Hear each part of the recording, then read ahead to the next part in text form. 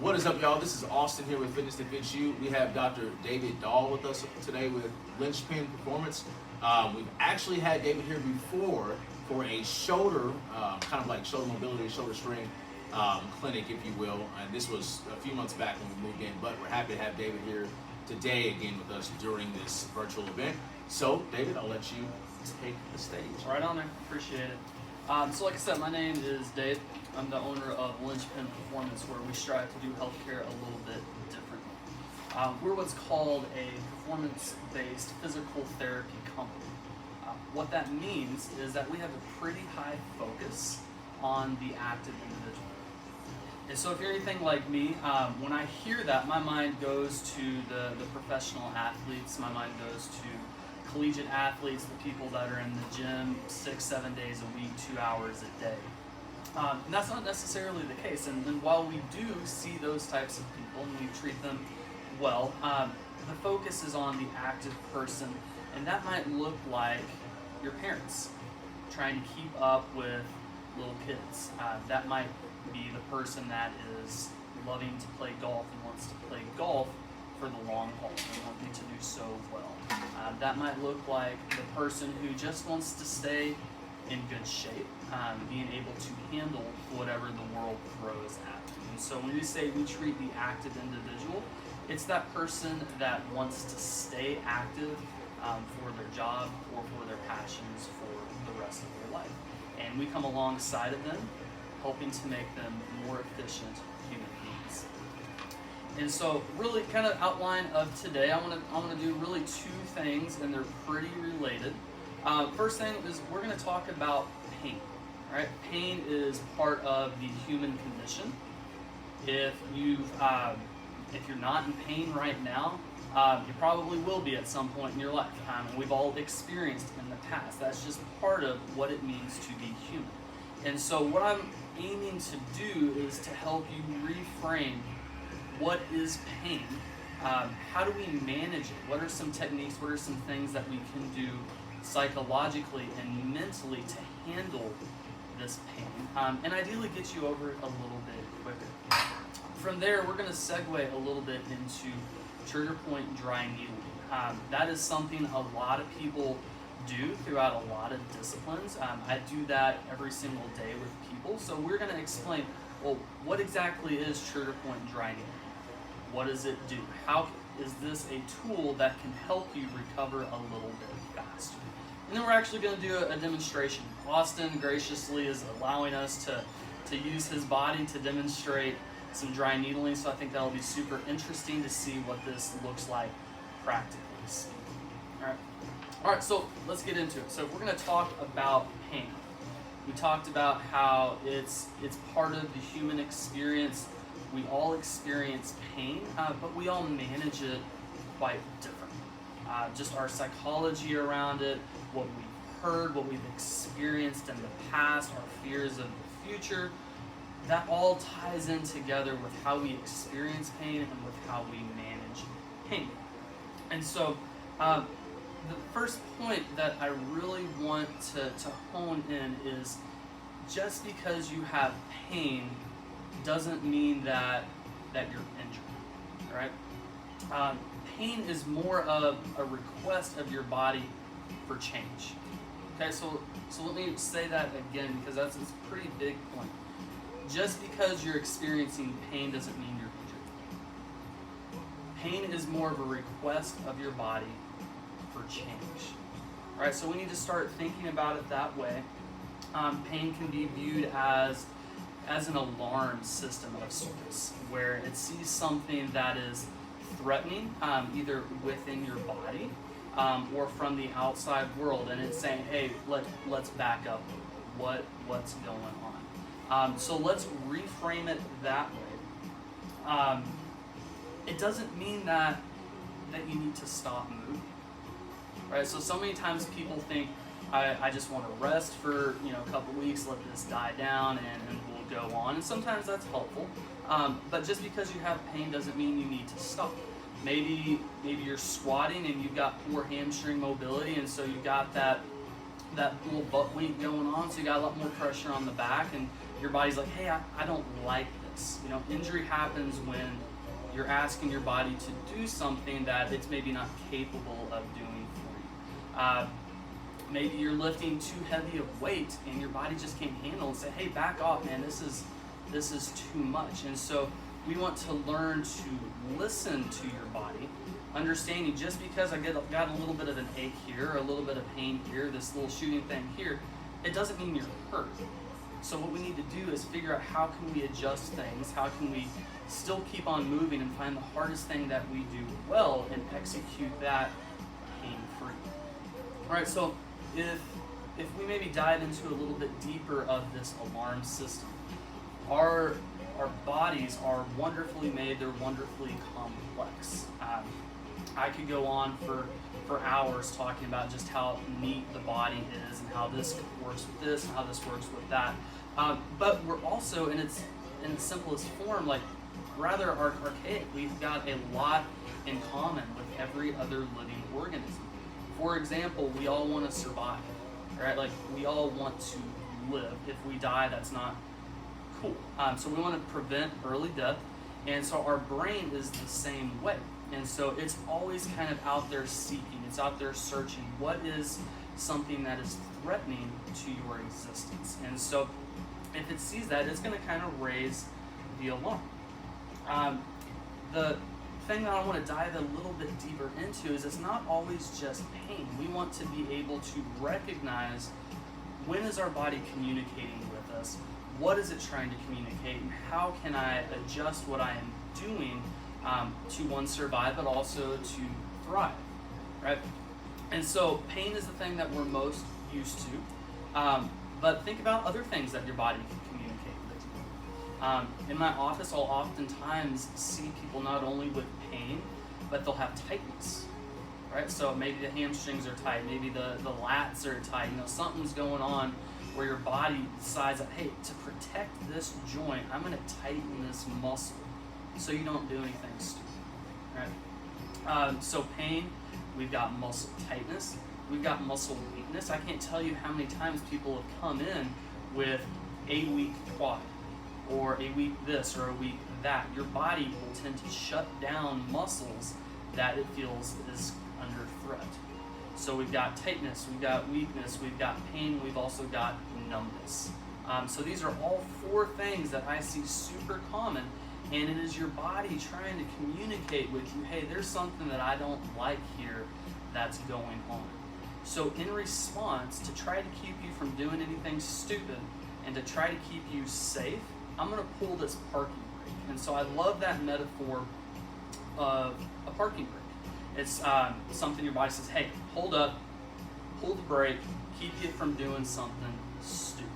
So we need to realize this, and we need to start listening to our body. And like, how many people have driven their car with the parking brake on accidentally? I know when I first started driving, I did that all the time because I drove a manual vehicle. I would drive a little bit and understand, hey, this doesn't feel right. Oh, the parking brake's up. Let me throw that down. So we can override this parking brake system. We can override this alarm system. But what happens if you drive your car, your truck, while the parking brake is up? It's like, not good things. I'm not a mechanic. I don't know much about this stuff, but I know it's harder on the engine. And so the parallel to think about is if you are driving your vehicle, if you're driving your body, operating your body in a high capacity, whatever it might be, and you've got these alarm systems that are just blaring, what are you doing to your body with tight hamstrings or whatever it is, with numbness, with asymmetrical weakness? And so these are things, just little seeds to start thinking about, to kind of start digesting and start introspecting in your entire body. And the natural thought when I kind of thought about this for the first time is like, well, that's kind of stupid. Our bodies are kind of dumb. Why would they do that? But then you understand that the goal is survival, right? Like, we're focused on surviving, not thriving, all right? So the whole adage of, if I'm getting chased by a lion in the wilderness, like, I could care less about good sprint mechanics. Like, I'm trying to get out of there and I'm trying to wake up another day. Same thing with our bodies. It senses threat, it tries to survive. It's not worried about being the most pristine, it's not worried about being the most efficient body that it can be. So just a couple thoughts, but that's actually going to segue us into dry needling. We're going to talk a little bit about what it is, maybe the psychology of it a little bit, and then I'm going to get Austin up here. I'll bring him up here when we get to that time, and demonstrate what that is. So dry needling, physical therapists use it, chiropractors use it. I think actually like some massage therapists can use that. And here in Kentucky, it all depends on state laws. Effectively, you're sticking a needle in somebody's muscle, and really cool things happen. First thing I really want to make a point about is that dry needling is not a solve-all. It's not a cure-all. Dry needling will not fix you. It will not heal you. It is a tool. It is an adjunct tool that can help you kind of bring that needle, point that needle more towards recovery. But when combined with exercise, with motor control, with very specific things, it's pretty stinking awesome. And so we talked about this alarm system that your body has. When your body experiences what I like to call a novel input, something that's new, something that's different, instead of having this what's going on effect, your body is more curious more than anything. So instead of backing off, saying, I don't like what this is, I'm just in preserve and protect mode, it says, oh, well, what is this thing? I'm really curious, what is that?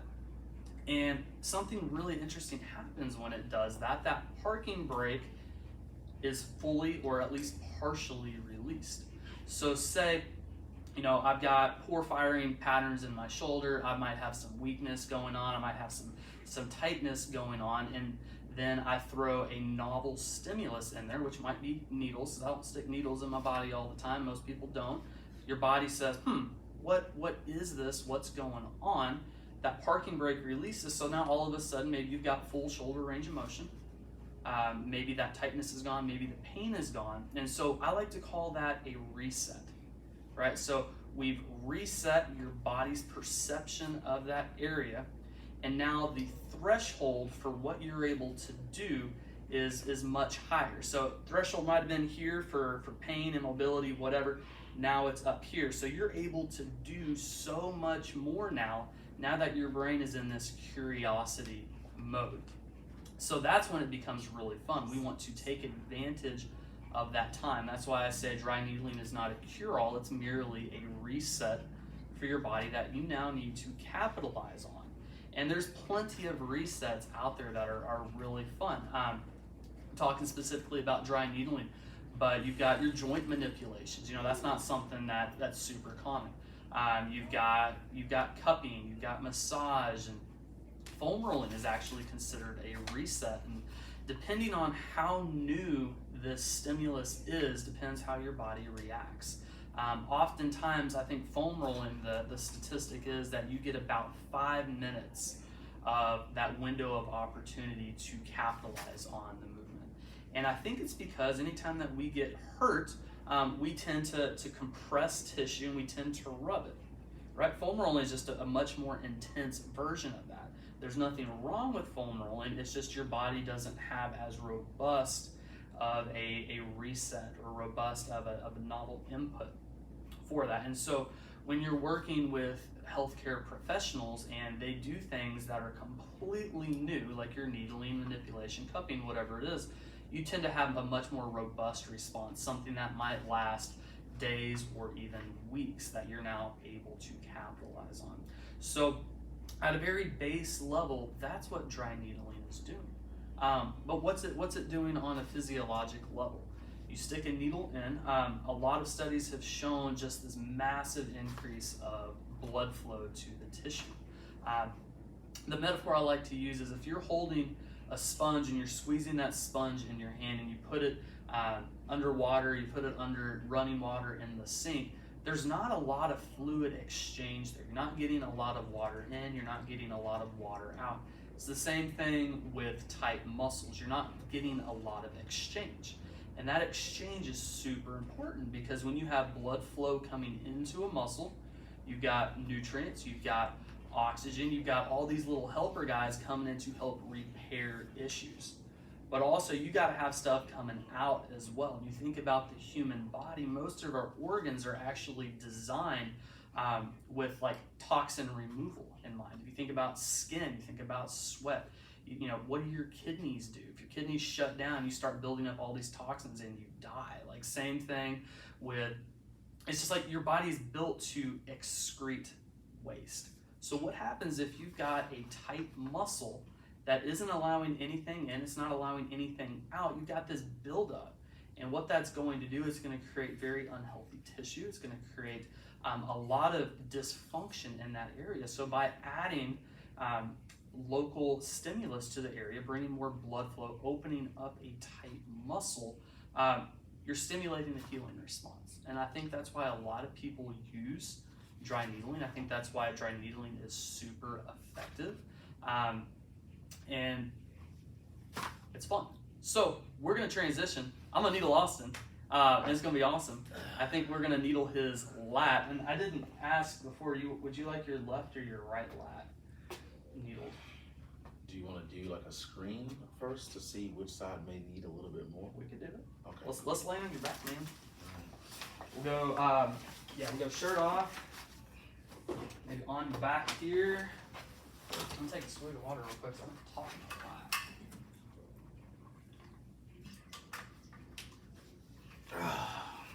So if I'm looking kind of at lat mobility, quickest, simplest test is I go thumb this way first.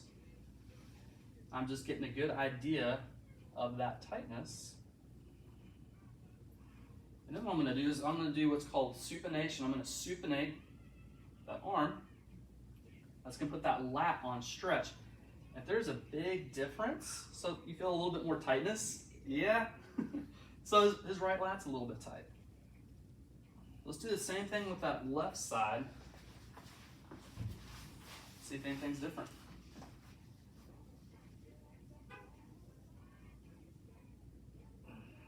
That left one might be a little bit tighter. Yes, I mean it's tight almost immediately when you get to it. Let's add that supination. Dude, we need to hit that left one, dude. All right, let's go. Let's have you face down, my man. All right, so we're gonna go into the left lats. We might need to move that a little bit closer just for angles in a moment.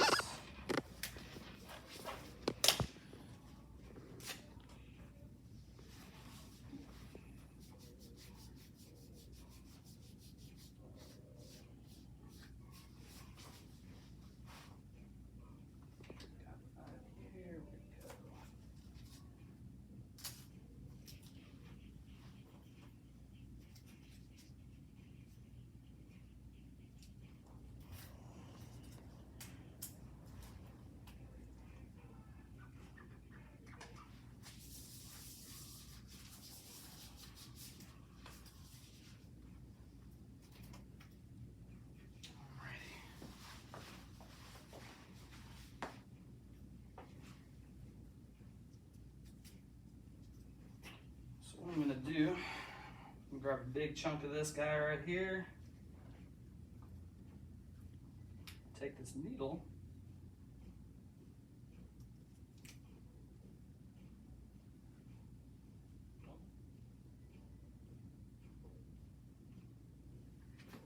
So what I'm gonna do in this specific instance is I'm gonna do what's called pistoning the needle just a little bit.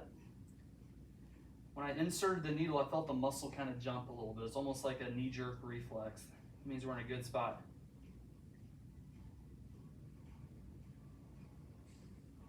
I can also add electricity, get that muscle firing. What that does is it helps kind of knock the dust off the muscle a little bit, dust off the nerve, gets things a little bit more contractible. And take it out, and I'm gonna hit him in one more area.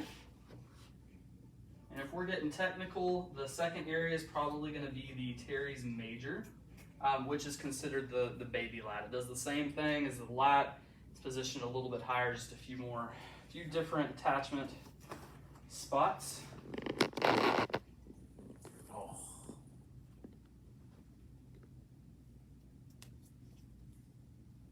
With needling, I like to kind of get in and get out. Do what you need to do, and then get out.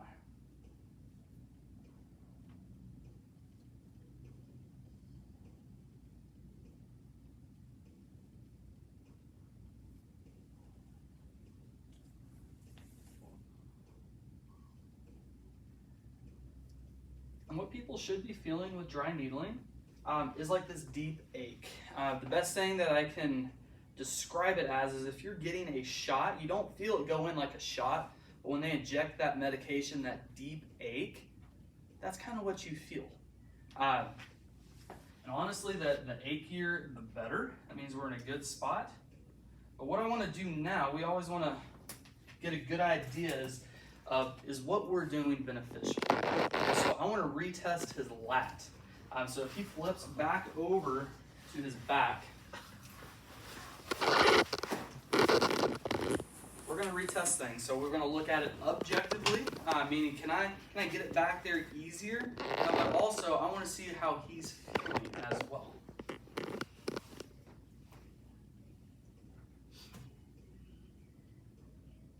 I can already tell that opened up pretty good, huh? Definitely less like fight. Yeah. Body just like really pushing back. Let's add. Yeah, so still a little bit tight there, but we've definitely got some improvements. And so, like I said before, dry needling is not a cure-all. And so what we did is we tried to hit that neurologic reset on the muscle, on the body. We were giving him more range of motion that he already possessed, but his body just released it.